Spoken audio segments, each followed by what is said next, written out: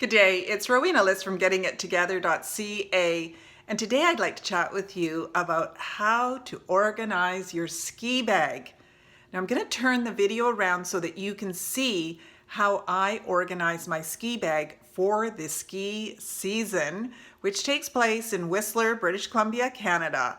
If you haven't been, please do come out for a few turns with me up on the slopes. It's a great mountain. Okay, let's take a look at this ski bag. We have got a big, huge tote bag, as you can see here.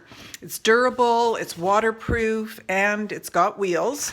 I keep it on top of the washer and dryer so that way I can put things in after I've washed them and dried them. So you can see the long underwear, the ski pants, the after ski toque, and warm socks, and what else have we got down here? A day pack, all the things that you need to do, get yourself onto that ski hill.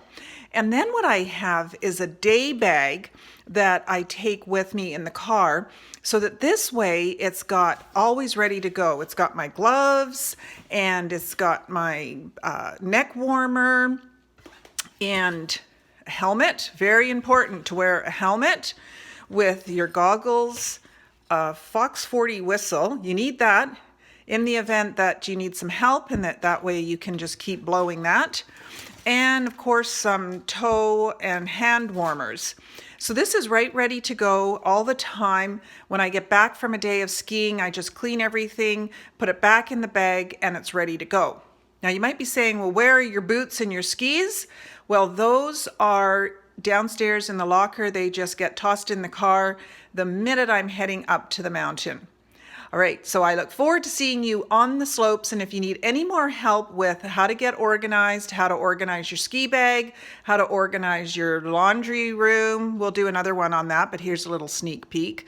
How to organize your laundry room or your garage or anything like that, check out GettingItTogether.ca, and I'll be happy to help you. Have an awesome day.